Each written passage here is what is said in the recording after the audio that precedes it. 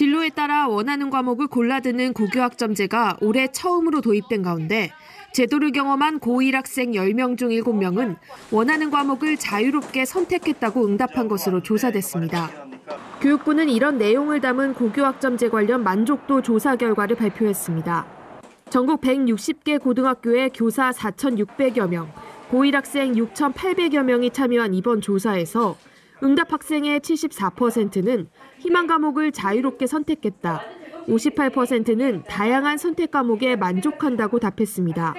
또 62%는 학교에서 제공하는 기회가 진로 설계에 도움이 된다고 응답했습니다.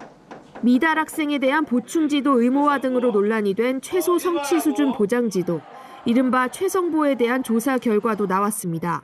교사 10명 중 7명은 자신의 지도교육이 학생에게 도움이 됐다고 평가했고 최성보 참여 학생 67%도 도움이 됐다고 응답했습니다.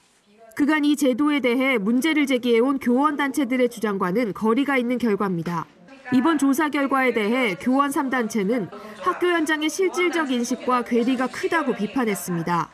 설문조사 문항이 제도가 아닌 개인의 노력 수준을 평가하는 방식으로 구성돼 제대로 된 설문으로 받아들이기 어렵다는 겁니다. 또 이번 달 초 교사 4천여 명을 대상으로 진행한 자체 조사에선 응답자의 90%가 최성보가 학생 성장에 긍정적 효과를 주지 못한다고 답했다고 전했습니다.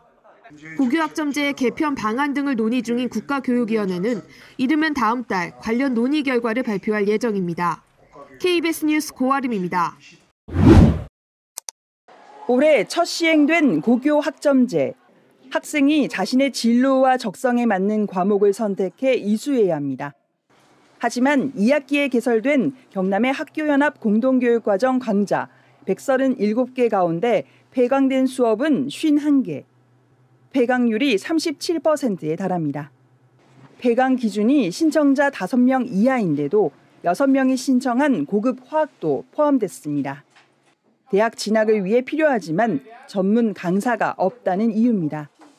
수도권과 격차가 벌어질 수밖에 없다는 지적이 나옵니다. 경남의 아이들이 피해를 봐서는 안 됩니다. 수도권은 이 강사 폭이 많잖아요, 지금. 강원도나 전라도나 이런 데는 상당히 우려를 하고 있어요. 농어촌으로 갈수록 학생 선택권 보장은 더 어렵습니다. 읍면 지역은 학교연합 공동교육 과정이 운영되지 않아 온라인 수업에 의존해야 합니다. 강좌가 개설된 통영과 하동도 평일 저녁이나 주말에 맞춰 수업을 듣기 위해선 이동 대책이 필요합니다. 다른 학교까지 이동하는데 시간 비용이 들고 도심 학생들과 농어촌 학생 사이의 교육 격차가 더 커지는 구조 때문에 이게 과목이 조금 개설되는데 애로가 있지 않느냐. 경남의 1학년 고교생의 5.6%인 1,610여 명이 최소 성취 기준을 충족하지 못했고 40에서 60명은 학점을 이수하지 못한 상황. 고교 학점제가 자퇴율 증가와 연관이 있는지 분석할 필요성도 있습니다. 다양성을 추구해서 학점을 지도하게끔 하기 위한 기회를 주는 거 아니겠습니까? 맞습니다. 이 고교 학점제 이거 관련해서 제가 파악하기로는 자퇴하는 이 학생들이 너무 있다고 그러는데. 또 사설업체 의존이 과도해지지 않도록 교육청의 대입 정보와 진로 지원 체계도 정비해야 한다는 지적입니다. KBS 뉴스 조미령입니다. 이 고1 학생은 최근 수강 과목을 고르면서 꼭 듣고 싶었던 과목 1개를 포기했습니다. 성적 순으로 줄을 세우는 상대평가 방식인 만큼 수강생이 적은 과목은 불리하다고 판단한 겁니다. 최소 2등급을 맞을 수 있다 하는 애들을 선택을 해야지 아니면 경쟁력에서 완전히 낙오가 돼버려서 2022년 공식화된 고교학점제는 점수를 기반으로 평가하는 절대평가 방식을 전제로 설계됐습니다. 수강 인원과 상관없이 자기 시험만 잘 보면 좋은 평가를 받을 수 있어서 학생 각자의 적성을 키운다는 취지를 살릴 수 있기 때문입니다. 하지만 이듬해 6월까지 유지됐던 절대평가 방침은 변별력 약화 우려 등으로 넉 달 만에 상대평가 방식으로 뒤집혔습니다. 성적 부풀리기 우려에 대한 안정장치도 마련하겠습니다. 상대평가 등급을 함께 기재하여 오락가락하는 정책에 제도 도입 첫 해부터 혼란이 이어지자 결국 최근 절대평가 도입 목소리가 다시 커지고 있습니다. 전국 시도교육감들이 앞장서 절대평가 전면 도입을 요구했고 교육감 출신인 교육부 장관도 공감대를 밝혔습니다. 하지만 절대평가로 내신 변별력이 약해지면 수능 영향력이 커질 수 있고 특목 자사고 선호 현상이 심화될 거란 우려도 나옵니다. 내신 절대평가와 수능 절대평가를 같이 연동하는 문제, 고교 체제와 사회적 격차를 해소하는 방안, 이런 것들이 종합적으로 고려되어야 합니다.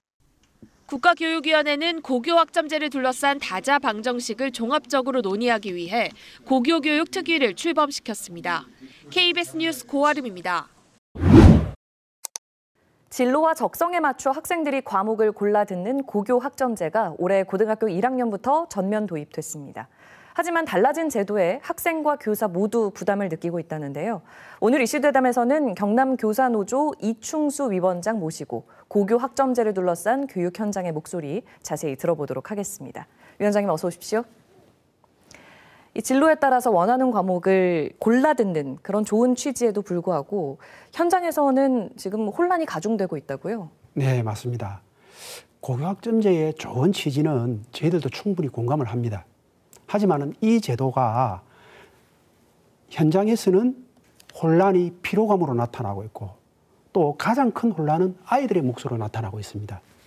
겨우 17살, 만으로 16살인데 진로를 이때 정해가지고 과목을 선택하라고 하니 아이들이 진로 적성보다는 어떤 과목을 들어야 되느냐에 따라서 내신 받기가 유리한가, 대학 입시에 유리한가, 이걸 먼저 고민하게 되는 것이죠. 그러니까 취지와는 조금 다르게 운영이 되고 있다는 말씀이신 것 같습니다. 네. 그러면 학생이 듣고 싶은 수업이 만약에 교내에 개설되지 않아 있으면 어떻게 되는 건가요? 교내에 개설되고 있지 않으면은 크게 두 가지가 있습니다. 첫째는 오프라인 거점 학교를 정해서 시골에 있는 아이들이 거점 학교로 와서 이동해서 듣는 그런 방법과 그 다음에 두 번째는 온라인 교육, 공동교육 과정을 통해서 방과 후나 주말에 아이톡톡 같은 플랫폼으로 실시간 이루어지다 보니까 수업의 집중도나 평가의 질적인 면에서 우려가 많습니다.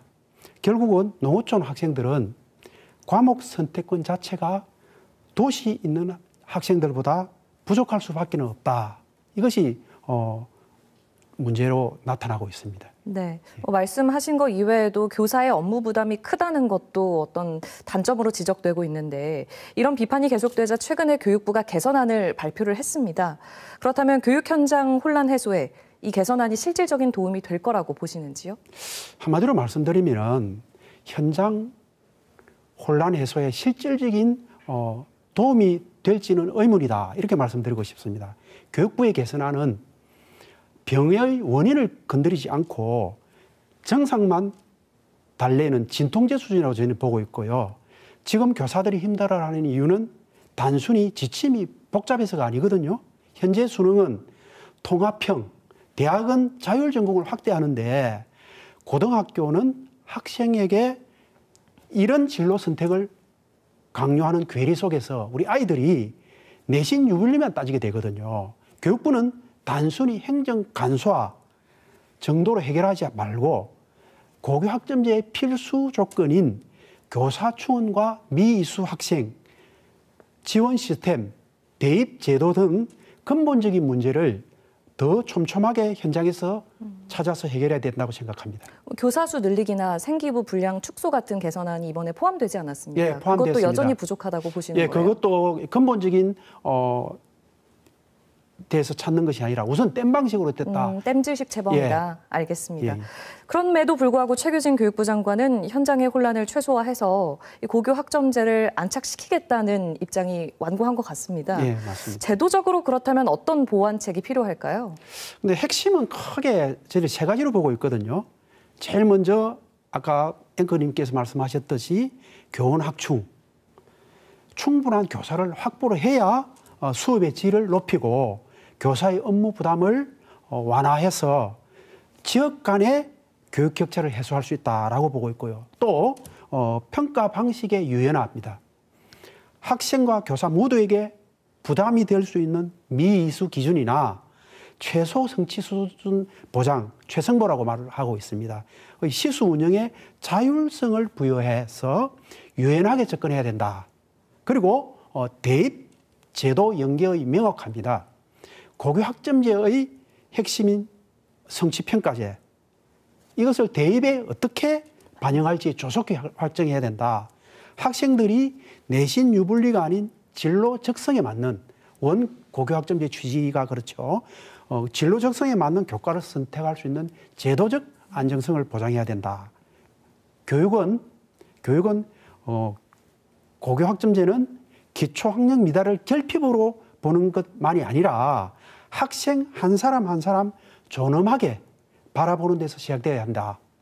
포기하지 않는 교육 학점제의 바로 시작이 여기에서 비롯된다고 생각합니다. 네, 알겠습니다. 오늘 말씀 여기까지 듣겠습니다. 고맙습니다.